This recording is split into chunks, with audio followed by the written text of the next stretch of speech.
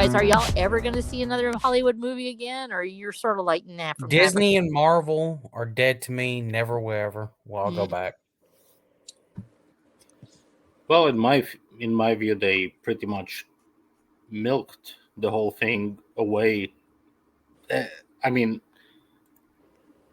I guess here's an open question for you: if you develop a great story or a great arc or a great world or whatever, and just how many series can you make out of it? How many repeats of it can you make, and for how long should it last? Because from what I see, have good stories and people want to continue to support it. That's how long it'll last. I don't know. That's how it's always been. Yeah. Why do you think? So long as the audience wants more, it will continue to last. Yeah. But if you start making crap, they're not going to want any more. Well, I think that there has to be, for me, this was me personally. I've seen so many things jump the shark. This is the joy of getting old. You get to see franchises totally destroy themselves with 1 or 2 episodes. You see something and you man, that should have ended right there, and then there's 2 more, episodes, and you're just like, no, we're not going to count this. And so I was noticing this because I envisioned Watcher of the Damned kind of like a series almost on TV. It was in episodes, and then and seeing it in my mind are like a graphic novel in installments. So I have a definitive end. So even if everybody was like, no, you need to write another, I would probably not. I might write something in the universe. There could be that's what we're talking about. Yeah, you can have stories and shit, and you can end it with the original characters, but you can explore different places in the world, universe, whatever. I would say because there's so much out there to explore in a really good universe, and Blaine Pardoe and I talked about this about that. I was like, do you really think that audiences would support a 12 to 18 book series? And he was like, yeah, of course, he's done this like 100 times. He's like, he's got war, BattleTech, to the 100th book or whatever. I've forgotten how many he's got of those. Land and Sea, he's already on his 7th. And so he's like, as long as it's quality and as long as it has, a beginning, a middle, and an end, if there's a story there.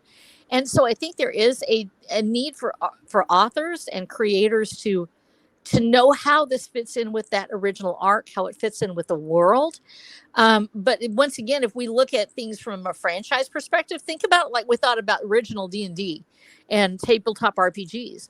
When you go to different places in those worlds, when they're constructed in such a way that people can explore, I definitely see, that a good author could, say, okay, here's something in this universe, and I want to explore what would happen in this location with these characters and these, creatures. And in fact, that's one of the reasons we're not a cat. Get out of the curtains.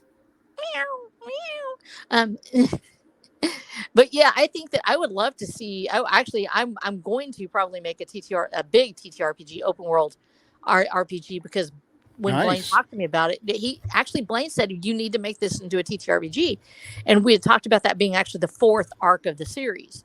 Hey, so RH Snow. Yeah. You know what you should also do? What? Make jigsaw puzzles of like book arts and shit for your characters and stuff in world. Or the world map. Have a jigsaw. I'm trying to get people to do Really? Okay, wait. Dude, I love that idea. If I did this where I had the maps and stuff and did the jigsaw puzzles, would y'all like it? That'd be a fun. Would you help me shill it? Because I would actually do that. We would. Okay, heartbeat. Dude, I might want to steal that idea. Like, I've been talking to this with some of y'all. I've been like, I want to see Iron Age jigsaw puzzles, like especially these comic book artists and everything. You can do all kinds of with the art and shit. Okay, then, all right, you convinced me. I've never thought about a jigsaw puzzle, and that absolutely thrills me because I love maps. I'm not a great map artist. I do okay. I'm not a draftsman, though. And there's a certain feel and look to really great maps. And Breed Out, I know I see it in your eyes. I know you see the love there of maps. Oh, maps, yeah. Beautiful, shiny maps. Cartography. We're talking about the maps that actually go on. They don't go on walls. They go on tables. Yeah, but that's what I'm saying. That you have, basically you've got 2 different things that if you married this with the TTRPG thing, you would actually make a jigsaw puzzle that was big enough that you could actually put the little figures on it. and then you get double your money, but yeah, I love maps. And so I usually have a map with there's at least a map in every 2 to 3 books. There'll be a new map introduced when the world opens up. And so I've been working on that, and I had like a really rudimentary one this time because the character drew it on a napkin. Because I always make it in world. I always they find these and they're they pass each other the maps. So they end up getting them on stuff like the character, the gambler drew it on the back of a napkin. So it looks like it's a napkin. It actually has rings on it, like somebody put some coffee on it or something like that. And cool. I know, but I don't know if anybody wants that on a jigsaw puzzle. And the other one was one that the character sketched in his notebook. So I actually it looks like I actually put a real notepad on like a copier and just printed it. Instead, I drew the rings on there and everything. Well, the fun thing about jigsaw puzzles, as long as it's not like a blank image, you can do mostly everything. If I did something like that, I would actually that's so fascinating.